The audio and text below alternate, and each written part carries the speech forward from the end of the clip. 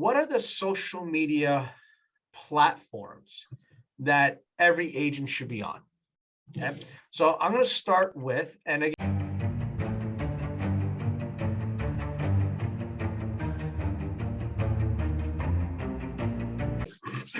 I want to go into social media. Talking about social media. So digital marketing from a social media perspective. So first, let's look at what are the social media platforms that every agent should be on. Okay, so I'm going to start with, and again, William, if you don't mind, if you don't see my slides, or just let me know. Okay, just interrupt me. Will do.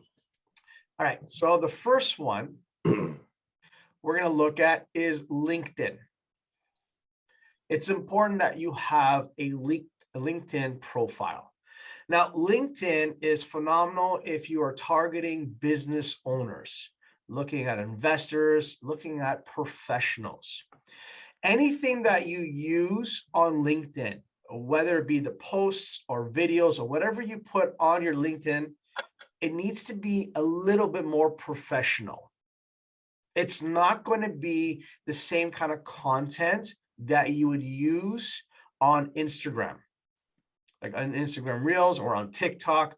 It needs to be a little bit more polished, right? This is a great platform if you want to organically grow, and it's great for selling your services, right? So in any platform that you use, you make sure that your bio is the same.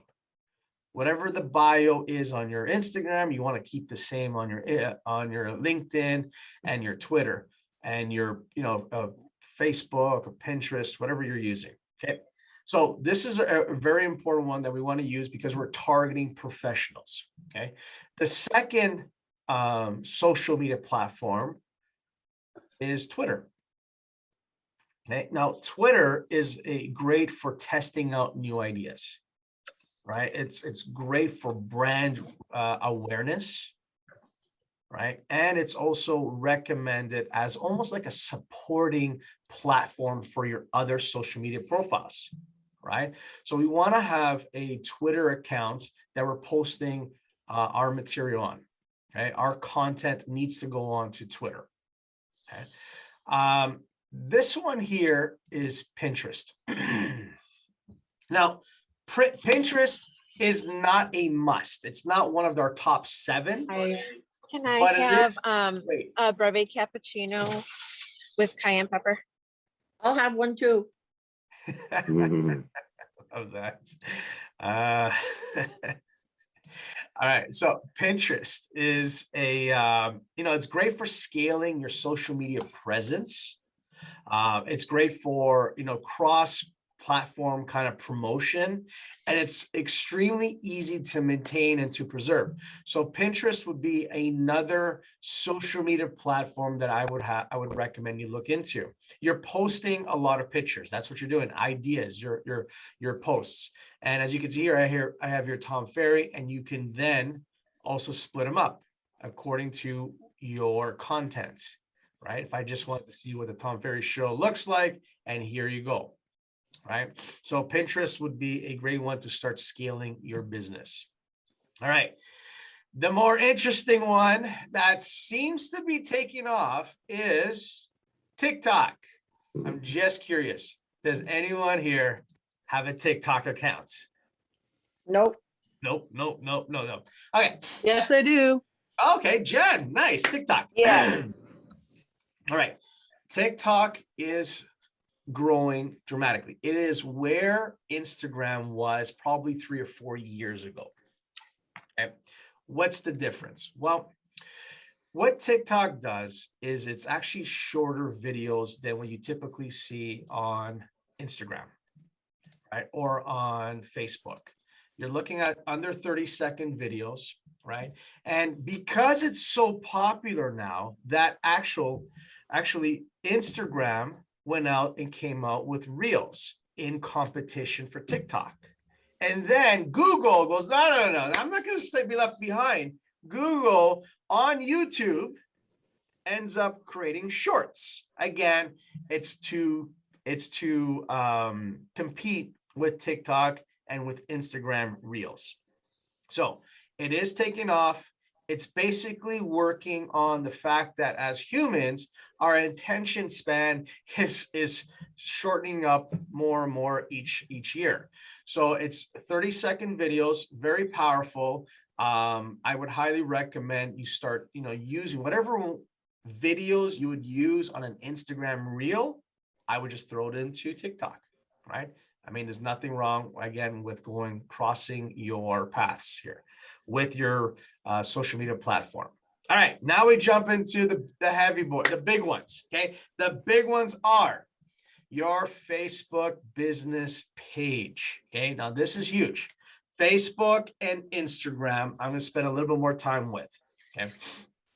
Facebook and Instagram, when we look at social media and we look at social media marketing as a lead source for you, we are really talking about Facebook and Instagram. All these other ones, TikTok, Pinterest, Twitter and LinkedIn, to be quite honest with you, it is just to reinforce you as a realtor. When you think of scaling your business, when you think of generating leads from your business, those four are typically what you're going to use to stay top of mind with people that know you already.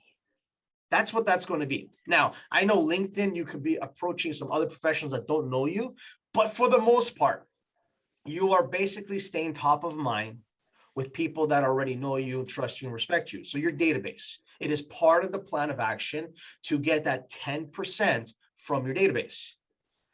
But when we look at trying to get business from social media outside of people that know you, we are really talking about Facebook and Instagram ads. That's what we're talking about.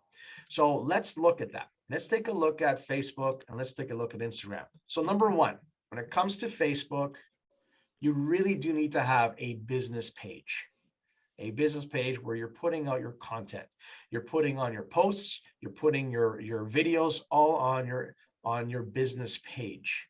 This is where you're putting in the material regarding real estate, right? Now, on your personal page, you will at times put in some business material, right? The goal really is the 80-20 rule, where on your personal page, it's 80% kind of personal and only 20% real estate. On your business page, it should be pretty much all real estate, because that's what they're signing up for. When they like this page, they're looking at getting information from you, like real estate information. You're the realtor. This is what the client wants. This is what people following want. Okay. Now, I would add another page. You got your personal page, you have your business page, but I would recommend you have your own group page. Now, this group page can be just kind of targeting your personal database, that past clients, center influence database of yours, not just everyone on Facebook. It could be a little bit scaled down, and you want to basically make it like a VIP group for people, your past clients. And in there, you can put in some content that would be beneficial to that group, such as, hey, we got a plumber on this, we got a painter. You're putting all the different trades that and having them on there, maybe doing a video with them. Another thing you may consider with groups is something what Shannon did.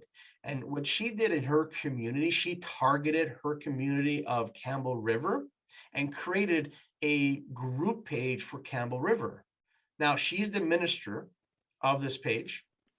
And what she initially did was invited everyone that was from Campbell River that she knew. And this page has taken off. Now she's got almost 9,000 members on this one group. And she's able to now decide who joins the group. So if I was to join this group, I would need to go and answer a few questions. One of which is, hey, have you had any thoughts on selling? Are you thinking of making a move in the next 3 to 6 months? Right? So it's starting to really take off for her, and she's getting business from this group simply because people are answering the questions on her survey. Right? Again, very powerful tool to use with Facebook. And this is all organic, no ads. So creating a group that would resonate with the people that you work, something in the community or something for your clients themselves. All right, let's move along to Instagram. Okay, Instagram. Now, Instagram is a very powerful tool to stay top of mind with people, both people that you know and people that you don't know. Okay, using hashtags, resonating with people in the marketplace, putting out content. But the key here with any content is you should follow the 80-20 rule. And that is 80% information to the client. You're giving away information, just like the way Tom does on his YouTube channel. You want 80% of the time, and only 20% of the time are you celebrating your listings or sales. So it's 80%, hey, this is valuable for you. Here's some value for you. Now, I'll be honest with you. The only person that I know on Instagram that's really crushed it is Stephen Kim. He's the only agent that I know. He's in the Toronto area. He's the only person that I know that absolutely crushes it on Instagram. Now, what do I mean by that? Well, in 2019, he earned $90,000 direct commission from Instagram. People that did not know him, but because they saw his stuff on Instagram, they decided to work with him. Now, in 2019, he started off by doing 3 shows. He did his Motivational Monday. He did his Richmond Hill, which is his marketplace, Wednesdays, and then he did his Foodie Fridays. So it's 3 shows a week. And then in 2020, he decided to do 7 days of video. 7 days of video. Let's start right here, the first one. So he does Motivational Monday. He does Home Tip Tuesdays. He did his Richmond Hill Wednesdays, Think About Thursdays, Foodie Friday. Then he had the Stephen Kim show on Saturday and his vlog on Sunday. So 7 shows. And in 2020, he earned directly from Instagram $360,000. Now, isn't that awesome? That is ridiculous. Now, the crazy thing is this year, 2021, he decided to go with 10 videos a week, try to get to 10 videos a week. As you can see in these videos, he's throwing in a couple of extra ones in here. You see some couple of extra ones in here. The goal is to try and get to 10 videos in here a week. That's the goal. And of the 10, as you can see, he's adding some extra pieces. He might do some listings. But the goal here is to, again, up what he's doing. Now, as of the end of September, Stephen Kim broke the $1 million mark. And directly related to his Instagram was 50% of his business came from Instagram, right? So it works. Now, why does it work and how does it work? Well, what he's doing is he's sharing information. For example, his motivational Monday motivation. He does this all the time. He's just, standing there in front of his little gym and he's talking about some sort of motivation. It's a quote that he's picked. That's what he does. His Home Tip Tuesday, he's standing in front of a green screen, giving a home tip about any home tip, anything at all. Okay. On his Wednesday, he's standing in front of the same green screen. In fact, he didn't change shirts because he does it right at, actually he did. He did change his shirt, right? That's what he does. He changes his shirt and does another video. Then you're looking Thursday, same green screen, and he's doing another video. He actually shoots all his videos, all 7, in one day.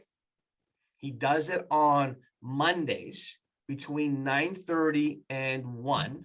He is doing his filming for the entire week. He has 2 weeks banked, but he's doing this all in one sitting. He records one, then goes to the next, then goes to the next, and then goes to the next. All 7 shows get recorded at once. Now, the bonus stuff is, again, bonus. And I'm not sure how he's working the bonus.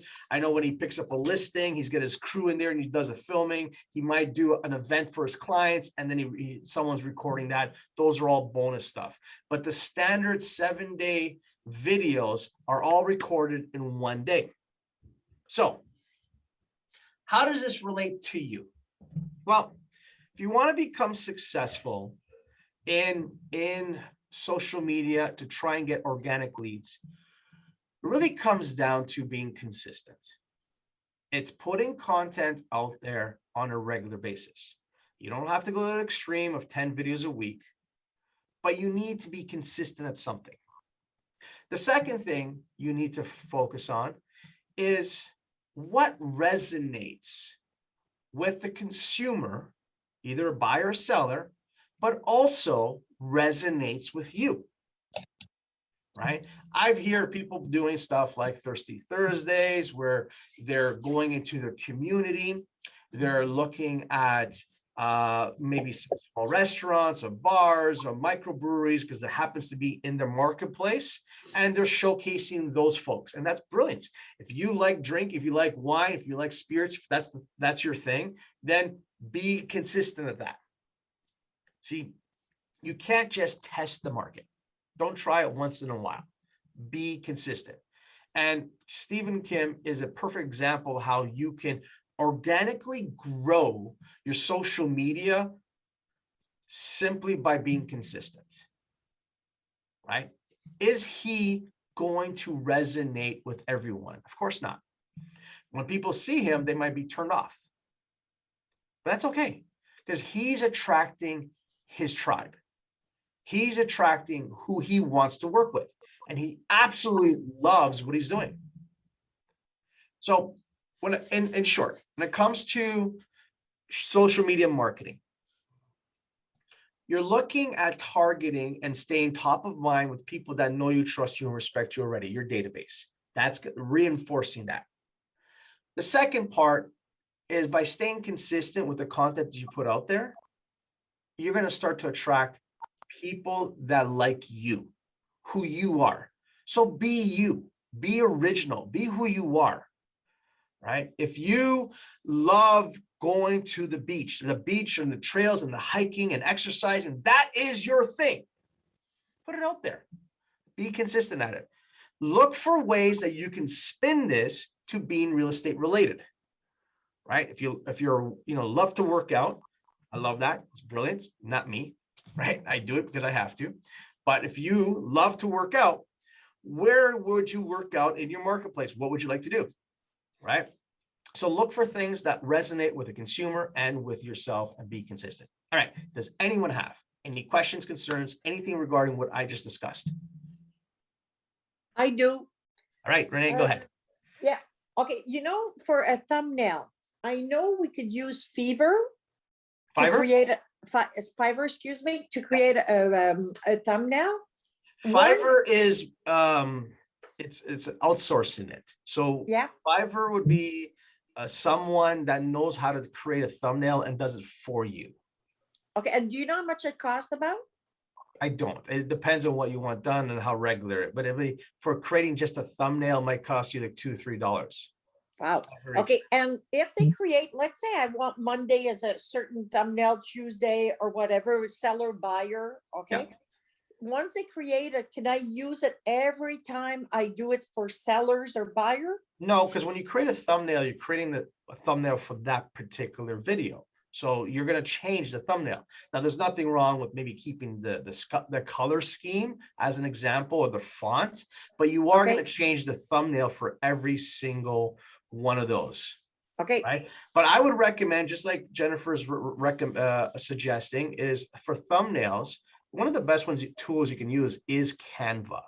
Okay, got Okay, that. Canva, because once you created the first one you ever create, if you go to the University of YouTube and figure out how do I create a thumbnail on Canva, once you learn it, Renee, you're gonna laugh so hard how easy it is.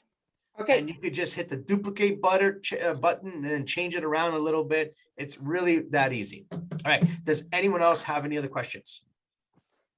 No? Okay. Can you please unmute yourself, please? Unmute yourself. Love it. Yeah. Take a picture of yourself, put it on Canva, and then add text. That's right, Jen. I love that idea. All right. My question to all of you. What day is today? Money making day. That's right. It's a money making day. So who do you have to connect with? What do you have to do to help you move the needle in your business today? You guys are awesome. And I'll talk to all of you tomorrow. Thanks so much. Thanks.